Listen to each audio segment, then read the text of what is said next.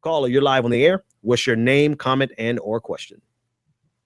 Hi, this is Nick from Texas. Nick, I what's just going want on? to call in and speak about centrism. Like, I don't know if you guys had read it or had the time to read it, but Thomas Frank, the guy who wrote "What's the Matter with Kansas," Yes. and I think he wrote "Wrecking Crew." He wrote a new one where he talks about the Democratic Liberal. Party. Yeah. I think it was like whatever happened to the Party of the People. Yep. And he accurately kind of goes through that book and kind of shows how the Democratic Party on the whole has shifted towards something that the right has been pushing for a long time, and that is the idea of meritocracy. The idea that if you get an education, that all of a sudden all your ills are cured, and everybody's lives will be uplifted. But from a labor standpoint, if everybody had a college degree, it would just devalue what the college degree is worth. It wouldn't actually lift everybody out of poverty. Right. And I think we need to be frank and candid about that, so people can understand that not everybody can get a college degree, and that's not the path for everybody. So what we should focus on is what the actual reality of the world is, and that some people don't have one, but a majority of people work. So if you are working, you should not be living in poverty. You should be able to afford a decent life. And that's something that government can do. Right. This idea that everybody can have a college degree, that's not attainable. That's really just kind of throwing it out there like, oh, well, this is racism and you can solve it. Yeah. But government is like, well, you really can't solve people's social attitudes through government action. What you can do is address the systemic issues, including poverty, the systemic problem. And then from there, society will change around that. In the civil rights era, they weren't trying to address the social issues of whites and blacks not being able to get along or not being able to be with one another. They were addressing the systemic portion where the system was involved in separating the classes. Nick, I want to thank you for that, because you actually took me to the very next thing. The title of the book that you're talking about is Listen, Liberal, or Whatever Happened to the Party of the People. He had a great interview. Thomas Frank had a great interview with Tom Hartman. If you guys haven't seen that, you definitely need to watch that. Thanks for the call, man. We're about to dissect everything that you just said. No problem. All right. So, which brings me to the entire conversation about meritocracy, the progressive party, I'm not progressive party, but the Democratic Party being moved to the right, the Democratic Leadership Council, all these things that really show you that since the last 35 years, at minimum, the last 35 years, we've seen it in action. We've seen it in fruition, where the Democratic Party has moved further and further to the right, very strategically so. And Thomas Frank wrote a brilliant book on it. I've got to read it, but I just heard him discussing it with Tom Hartman. And it's like everything that we've said on this show for the last 6 months, but like on steroids, with data and with examples, showing you that this is not a figment of our imagination. The Democratic Party today is nothing like the Democratic Party was before 1972, when there was a concerted effort made by the leadership of the Democratic Party to part ways with the labor movement, to remove the labor movement from having such an important role to play in democratic politics, number one, and then to move towards and it was brilliant. Like he actually brought up that the first Silicon Valley was here in Boston around Route 128. Which is where back in 1972 in the early 80s, this was the type of demographic that the Democrats wanted to go after. And I didn't even know this, that the term yuppie meant young, upcoming progressives. And this was actually a term that was applied to a candidate running in 72. I forgot the presidential candidate's name. But anyway, you have all of these factors that this was demonstrating that this was an intentional move by the Democratic Party, the neoliberals, the Democratic Leadership Council, to move the Democratic Party further. The ultimate result was moving it further towards the right, particularly on economic policies, to the detriment of labor. Now, you got to watch the clip, because it's a great clip. Noah, I just want to let you rip on that and everything that Nick was saying, particularly in terms of the difference, the glaring difference between Hillary Clinton and Bernie Sanders, and everyone trying to tell us they're pretty much the same. They're the same type of progressives, but they're like light years apart, in my opinion. What do you think? Well, I think part of it, again, it comes back to the issue of campaign finance reform. It comes back to the issue of what's in the transcripts. I mean, when we're talking about which Hillary are we getting when she's talking, right? She's this great labor champion. She's supposedly for the people, for the jobs and stuff. But then, we see things come out from the emails that have been released, right? And whether or not, like a lot of people go off on the emails, whether or not the emails are really an issue or not, it's been very telling, some of the things that have come out in her emails, because there are proposals, there are things that she says she's absolutely against when trying to get our vote, and she turns right around when she no longer needs to get your vote, and she's all in favor and supporting and endorsing. So I really have a problem being able to even figure out what her real position is when you talk about union labor, when you talk about jobs, when you talk about improving America. I have a hard time understanding what that actually looks like, because I don't know which Hillary we're going to get based on who's giving out money. Like, she just had a fundraiser, I think it was tonight, or maybe it's tomorrow.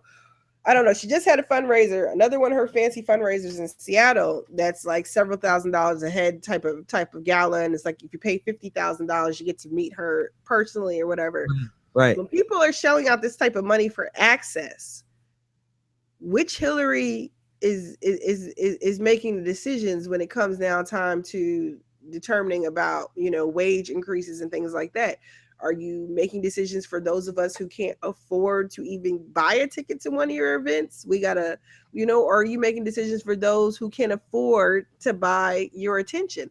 Like, I don't know. It's really, it's just frustrating. So I think when we try to have an honest conversation about their positions, I understand what their positions are. You go, oh, you can look at their voter records. Well, which Hillary were we talking about? The one that's supposedly now a champion of clean water and drinking water standards and access for people of, whether it's Flint, which she no longer mentions because she doesn't either vote. She's done with it. Yeah. Or other places, like, or is it the Hillary that was in favor of, or that voted against a ban on a known carcinogen back in like 2005, 2006, when she was in the Senate, that had been messing up water systems and people's drinking water and making people sick, at a time when she was also getting money from that chemical industry. So, I don't, it's really interesting. I think the conversation is right about how the party has moved to the right on certain issues. We've been so busy trying to compete with the Republicans in terms of getting funding and building up the party and getting influence with corporations, that we forgot about the people that we supposedly serve and protect. The fact that we've seen the erosion of voting rights, for example, right, particularly in the South, where it was a hard fought battle,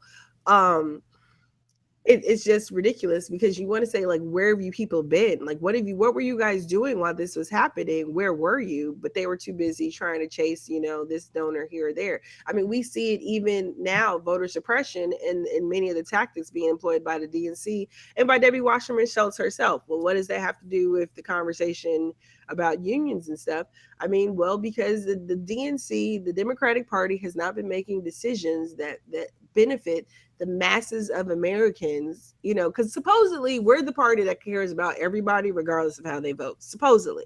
Right. So the decisions that have been made in a lot of cases are not, we're making, that's the centrist, going straight to the middle, cutting a deal for the middle. And really, when they're saying the middle, it's really more like the upper middle, because they're not really concerned with, those among us who are getting left behind, who are struggling even more. So yeah, many of us might not be directly like in poverty, but at the same time, we still struggle because decisions that are being made are not being made for us. Why? Because we can't buy the access to the politicians. Right. Going back to the campaign finance reform issue. So I really do think, and I understand I'm a little like Bernie right now, right? Because I'm a little one track mind. I was going to say that about 20 minutes ago. She's like, you're going in on campaign finance reform, but you're absolutely right. But it's the root of all evil. Money is the root of all evil, and in this case, campaign finance reform is the problem, right? It's like Larry Lessig. You have to, if you don't address that, then you're not addressing anything, right? But back to what I was saying in terms of the yuppies, young urban professionals, not young up and coming, but young urban professionals. They were those people, just like you said, who had the ability to fund, right, to actually pour money into these candidates at a level that rivaled what the unions were able to use, that used to do. So when they severed ties with unions, and of course the unions, it wasn't a clean cut, right? The unions still went Democratic overwhelmingly. The unions were still pandered to or catered to, depending on which year and which politician. But there was a clear shift of focus from that working class individual to the upper middle class individual, the person that was making $100,000 a year, and now in the 200,000 that what you could consider to be like the bourgeois petite, the professionals who think, who believe and feel because of their experiences, all you really had to do was get an education, graduate college, go to a top school. If you didn't get in a top school, that was your fault. If you didn't get to the top law school, then that was your fault. And that everything that they have by virtue of how hard they work, i.e. the meritocracy. When in reality, like the caller said, like Nick said, if everyone went to the top schools, there would be no such thing as a top school. If everyone was an engineer, computer engineer, software engineer, then there would be no value to a software engineer because it would become commoditized, right? And no one is addressing that fundamental issue in our system where there is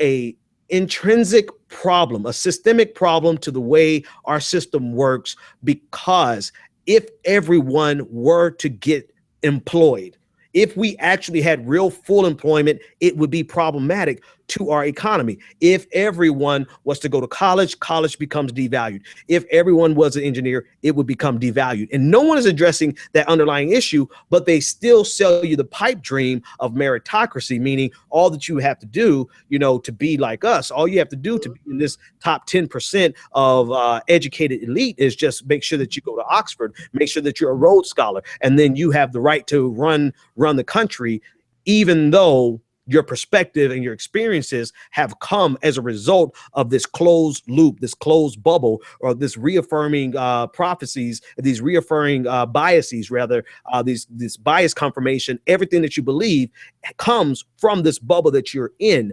And so it's a combination. It's like a 1-2 punch of problems. One where everybody cannot get those things because our system has a vested interest in making sure that everyone doesn't get that type of meritocracy. And then two is like, we're being led by people. And this is all in his book. Listening to his interview today, Thomas Frank, I believe his last name. My mind just left me again. Thomas Frank. But that there is this closed loop of reaffirming confirmation bias where they believe these things because this is the world that they were born into. This is the world that they experience, and they have less connection with the people, that working class now, than Republicans had. We laugh at Republicans. We talk about Republicans not understanding the plight of the average American. But when we talk about this leadership class that emerged out of the Democratic Party, when they shifted away from the labor movement, they are so far removed, so disconnected from the average experiences that it's laughable. And when I think, even as I'm saying this, I'm thinking of people like just from a media perspective, right? There's all kinds of perspectives. We could talk about the economic leadership that they lift up. We could talk about the people that President Obama picked to be in his cabinet. We could talk about all those things. But just from a media perspective, I think about all the people who are elevated as those that we should listen to, those who are being the conduit through which we hear and gather our news. And they're all coming from the same Ivy League bubble of meritocracy, and they have, not all of them, but they have this this ivory tower approach to us common folks, and that is very, very problematic and indicative of the entire system-wide problem. So I don't know if you guys have even heard this interview. I tweeted it out earlier. It's an hour-long interview on this one issue, but I recommend that you listen to it as well as get the book. Hey Liberal, or Listen Liberal, or whatever happened to the party, blah blah blah blah blah. But anyway, let's take this caller, and then I'll swing it back to you. And Noah, caller, you're live.